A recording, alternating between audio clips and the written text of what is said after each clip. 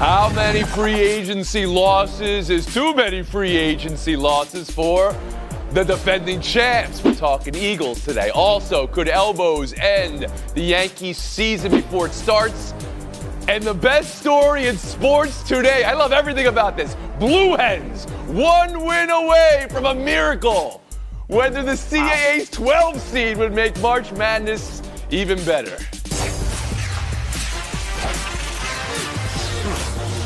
My class is covered.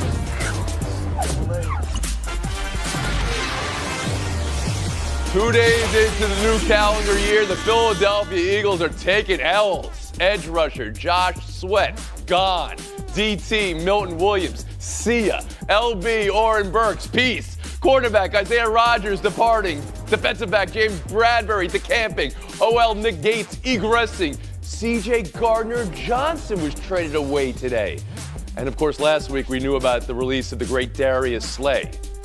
This, while right in the division, Washington has been making moves. Mina Kimes around the horn to you. Losses piling up for the champs. Big deal, little deal, or no deal whatsoever?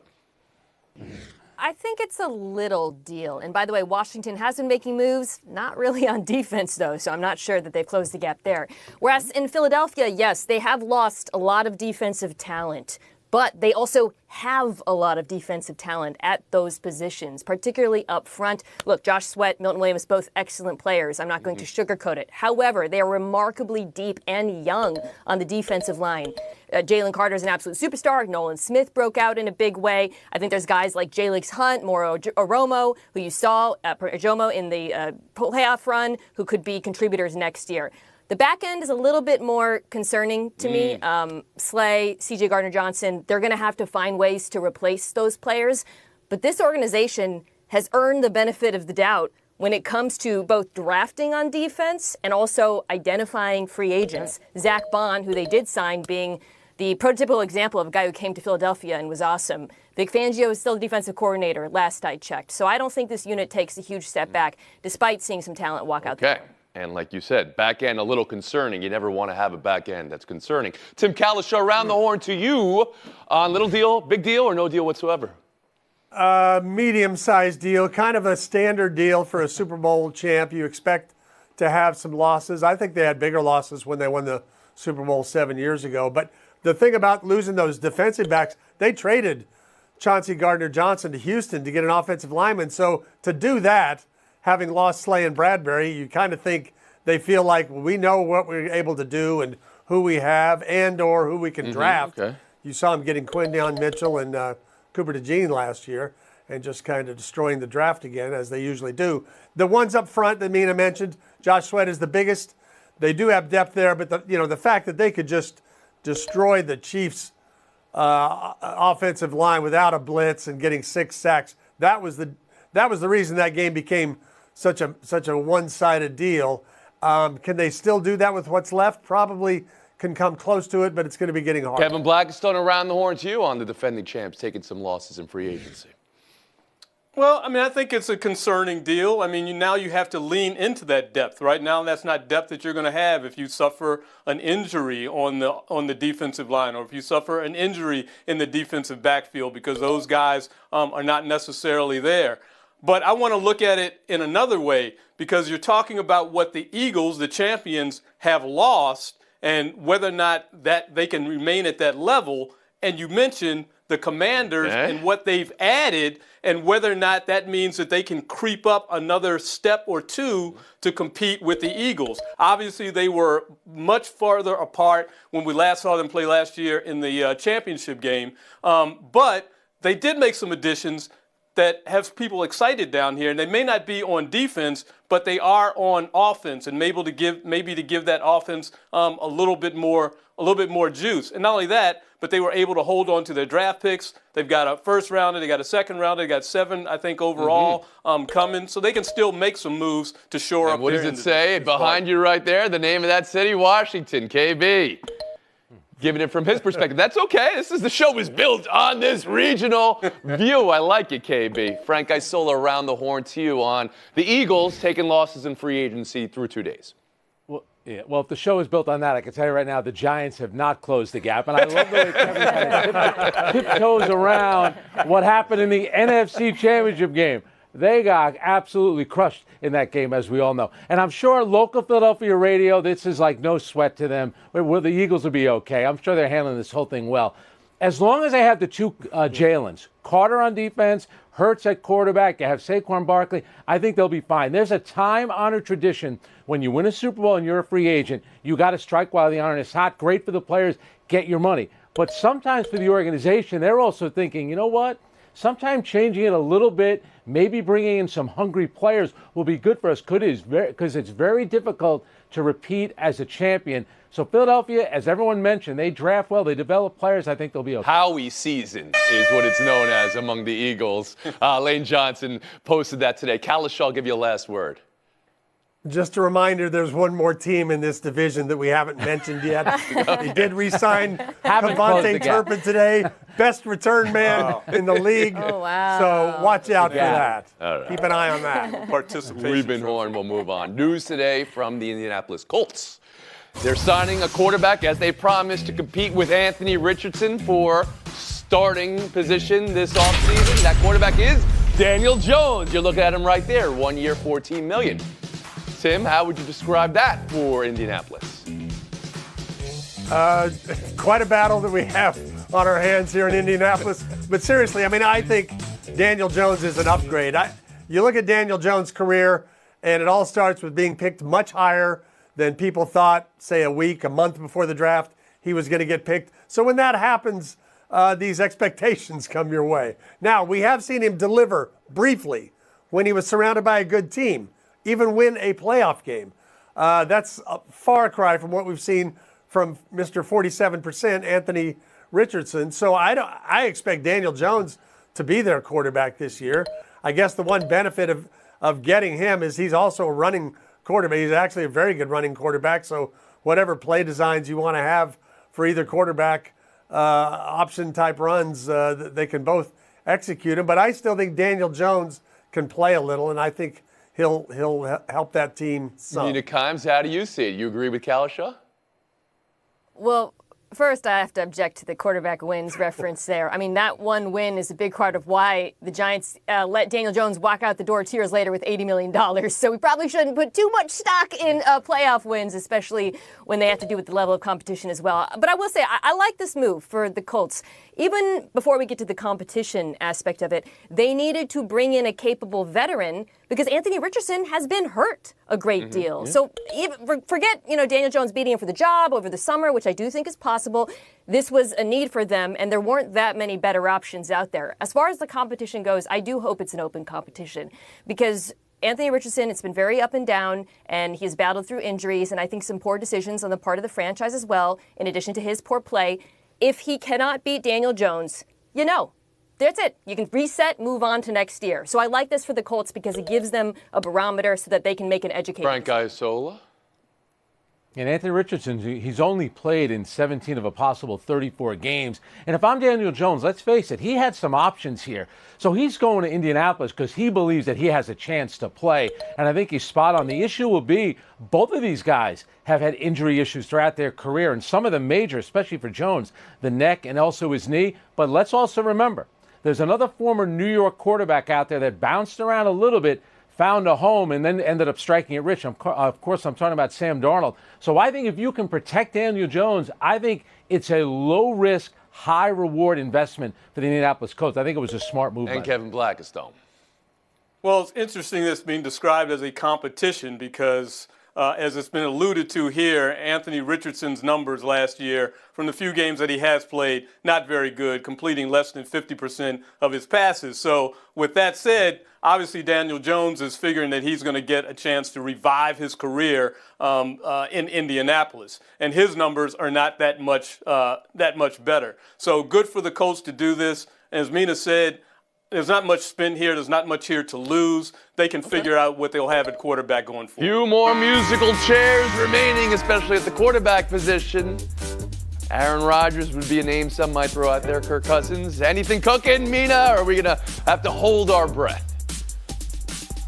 am surprised, honestly, we haven't heard news on the Rogers front just yet. So we'll see what happens in the next 24 hours. Taking a break, buy or sell. Yeah, he likes to milk it.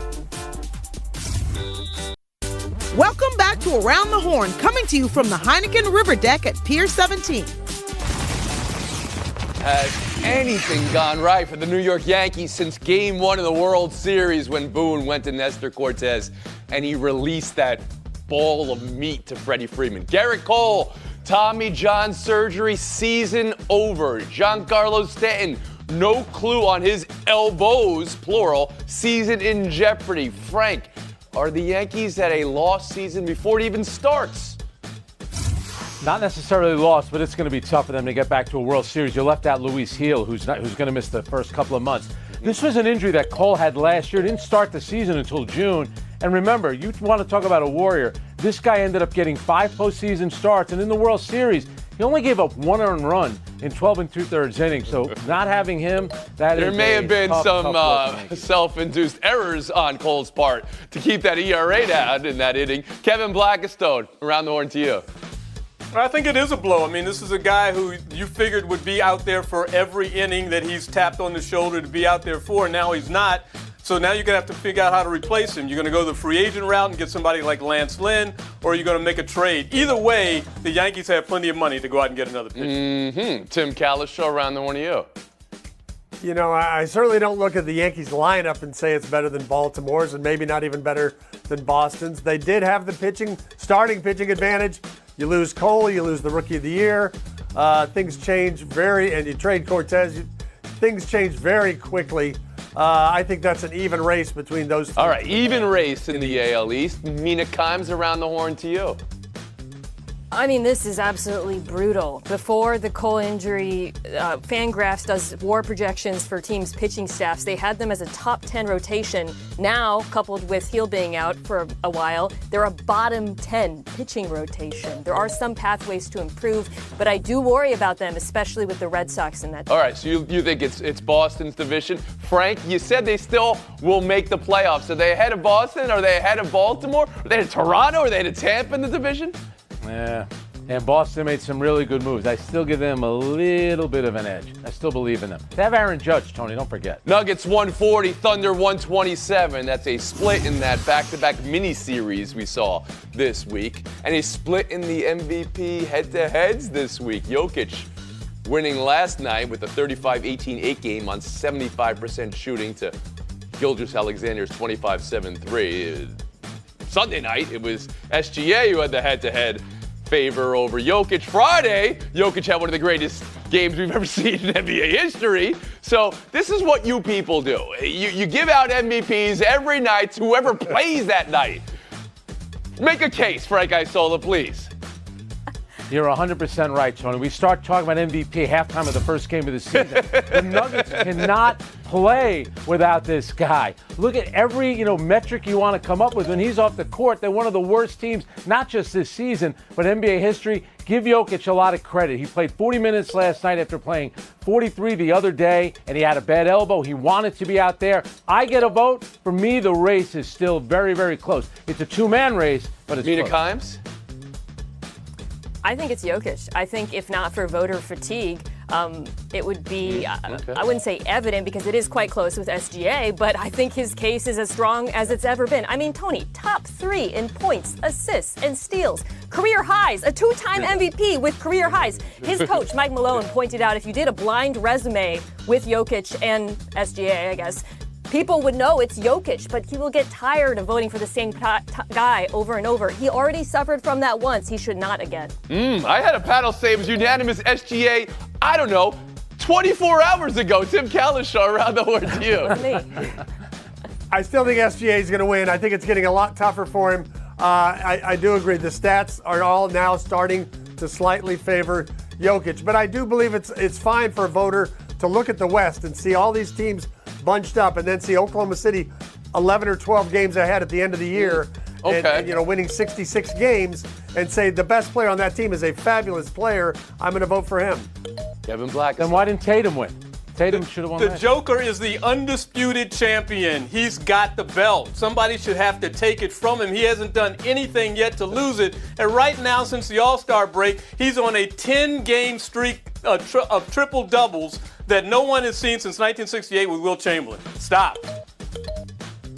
Buy or sell 3. Nets 111, Lakers 108. Life without LeBron starts with a brutal game shooting again for Doncic. And it all left J.J. Redick steaming. You want to be a good team, you want to win in the NBA, you got to do the hard stuff. We couldn't even pass to each other. We couldn't enter our offense running ball screens literally at half court. Yeah, that's going to end up in a turnover. I don't know what we're doing. Tim, how do you hear Coach Redick there? I'm going to give the Lakers Go ahead, Timmy. I was going to give the Lakers a pass there just because you look at who played last night or who didn't play. LeBron James, not the only one out. Their center isn't playing. Finney Smith's not playing. 4 of their top 8 aren't playing, so they had a bad night. You shouldn't lose to Brooklyn, but, it's going to happen when your team is All right, so you're writing off last night. Mina Kimes around the horn to you. I'm not. I'm worried, and I think what you're hearing there is a coach who is worried because he sees that his team, while obviously resurgent after the Doncic trade, is not that far out of the play-in and has the hardest schedule in the NBA moving forward. Those turnovers have been an issue with Luka in the past, and you can see they really bother JJ. KB?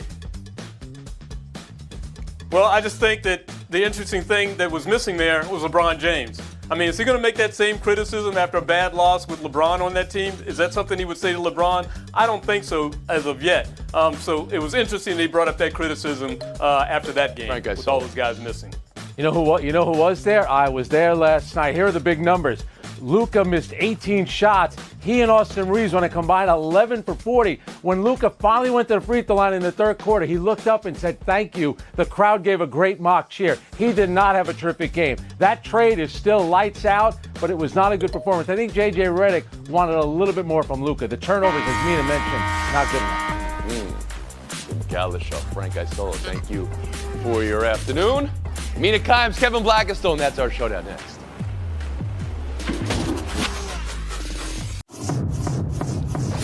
CAA title game tonight for a trip to the NCAA tournament. It's 2-seed UNC Wilmington versus Delaware. Blue Hens were the 12 seed. They were 12-19 last week. They've won 4 straight and now a miracle shot at making the big dance. Mina, would the NCAA tournament be better with a losing team, a 12 seed from their conference, playing in the tournament, or maybe not so good thing?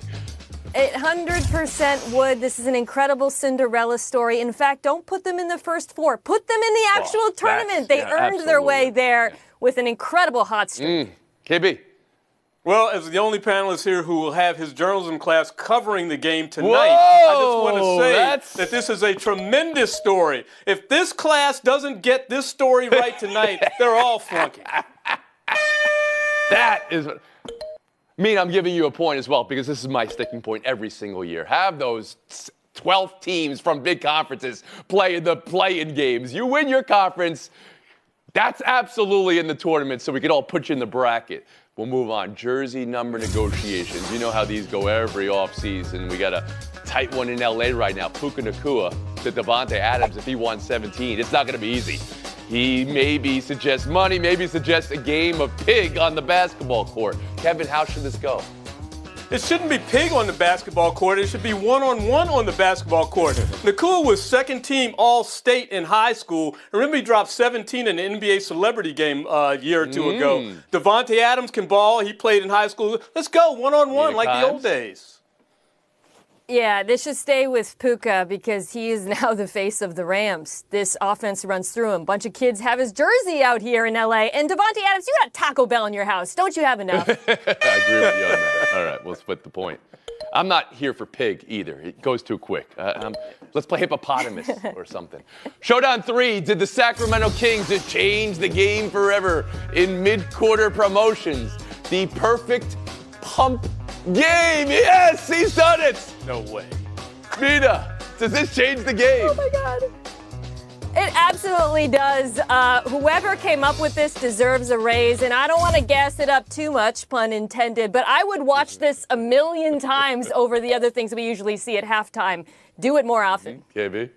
Yeah, this is why I got to get an electric car. It is so frustrating when you're sitting there and you're trying to 25 and, oh, it's 25:01. So what do? You don't take it out. You try it again to get it to 2010 or something like that. It's crazy. Great idea, though. You know, I grew up in Jersey, so I had no idea what this was for a long time. You got to fill people in. Kevin Blackistone, that's how you take a FaceTime. Take the class to the CA final. There you go, 30 seconds. Oh, I know this is a difficult time that we're in this country, and this is one of these moments where you really need to call one of your legislators to try and help you through this. And you know exactly what I'm talking about. The Girl Scouts are dropping the s'mores cookie.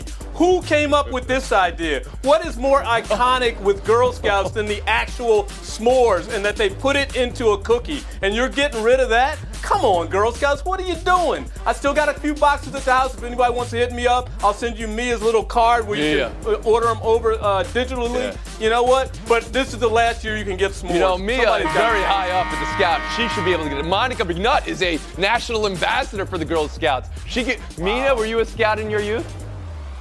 I was a brownie. And those s'mores cookies are good. Yes, they are. I'm outraged. That's Kevin. what I'm saying. Thank you for the time Thank on you. that. One moment here. We dedicate today's show to the memory of William Coates, a security officer at our home bureau in Washington, D.C. Our thoughts and prayers to his family. Love you, William.